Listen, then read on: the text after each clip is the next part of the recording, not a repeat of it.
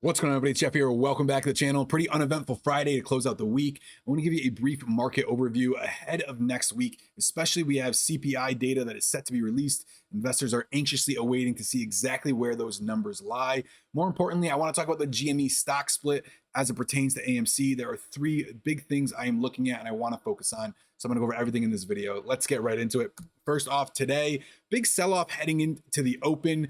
Seemed like it was going to play off like a traditional Friday. We did base around that 410, 412 level. Unemployment did come in a hair higher than expectations, just 0.1%. However, payrolls, massive beat, 390,000 jobs added. All right, compared to the 318,000 that were expected. Very good sign that companies are still hiring. They are still seeing that there is going to be a need in the future, and there's no worries of an economic slowdown. Good sign, especially right after Elon Musk had stated that he was going to do some layoffs at Tesla. Good thing to see. SPY closed pretty neutral on the weekly. We talked last week about this massive bullish candle. Seeing a little bit of neutrality in there is not a bad sign heading into next week. Clearly looking at this chart, that 416 to 418 level, which was once really good support going all the way back to April and May of last year. We bounced off of that in March of this year. As we know, once was support that has failed will also then become resistance, which is exactly what you are seeing right now. Above that 416, 418, 420 for more clarification, a nice upside. I do think we see a 420 to 424 rally, okay, or I'm sorry, target on this relief rally over 432 might really change things. As you can see, that also that massive support might give a different direction moving forward. Obviously, we're gonna have to see where the Fed lies over the next couple of weeks, and especially where we are at with inflation. Seeing gas prices still rampant, especially where I am in Connecticut, and obviously it is much worse in other parts. Obviously, has everybody worried going forward. But let's talk about GameStop. The shareholders have approved, okay, this 3-to-1 split. And I want to talk about a couple things. Reason being is because over the past few years, or I'm sorry, past year and a half, you've seen a lot of things that are subjective. Okay, there is data and research behind it.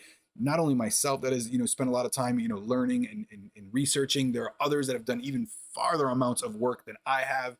And the biggest thing is that just because if A and B align, C is supposed to happen. We've seen that not come to fruition numerous times before. Okay, so stating what is going to happen when it comes to anybody who's holding a short position can be very subjective. There's one thing that I can guarantee you that we have not seen, especially looking all the way back. Obviously, when it was announced, that after hours, we saw that big spike happen. But one thing that we have not seen by looking at this chart, all right, on the 30-day, is we haven't seen shorts in a massive rush or panic to exit. Okay. And you have to point that out going forward. Now, a positive thing for GameStop stock split is obviously it becomes much more attractive at that price. Okay. It is very natural for our minds to focus on that individual dollar amount, seeing 45 instead of 135, okay, or whatever it ends up going to, splitting at obviously is just naturally more attractive. I think that's why a lot of people got into AMC, especially early on, seeing that it was just a cheaper price, okay, and it was a company that was having to have zero revenue, okay, during the COVID lockdowns. And then it was a very, very attractive play to get into, but also it was price attractive. It's our minds are naturally drawn to it. So that is a very good sign for GameStop going forward. Another thing that I do not like about this, I loved about GameStop, is that it was low float. We talk about this when it comes to small cap stocks, especially low float small caps. It takes very little volume to get it moving. And we've watched that with GameStop. There's been numerous times where GameStop will run 100% and AMC is the laggard. There is the vice versa where AMC will run, 30, 40% and GameStop will be the laggard as well. But when it comes to the relative volume inside the two stocks, GameStop will move more. And that is because it is a lower float. That's why you never really see Apple have 6, 10, 12, 15% days. It's because the float is so massive. The amount of volume, one-sided volume it would need, okay, in order to get that kind of move is just doesn't happen. All right.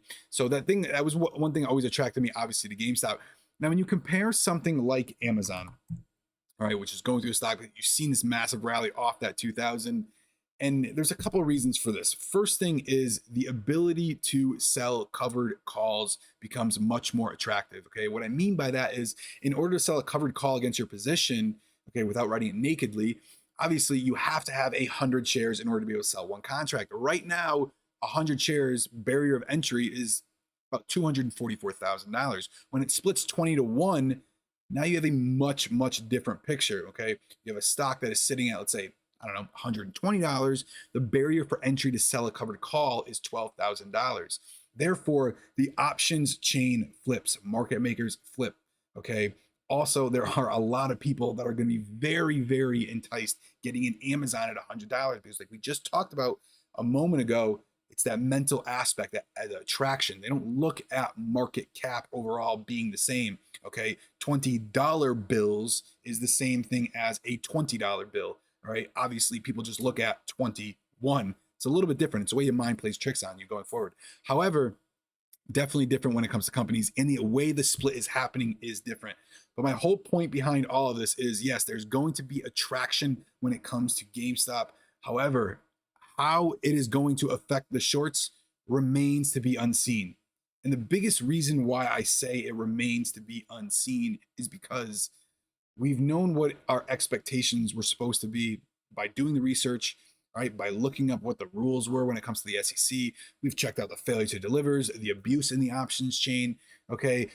How short interest is reported. I mean, we've done all this research and clearly we've seen it to be manipulated. So to think that this wouldn't be manipulated, or at least attempted to be manipulated, would be a really, really naive to be sitting there thinking going forward, okay? So just keep that in mind. Obviously, how does this affect AMC? Like I stated at the beginning of the video, it tends to run together. So guys, that's going to be it. I'll see you in the next one.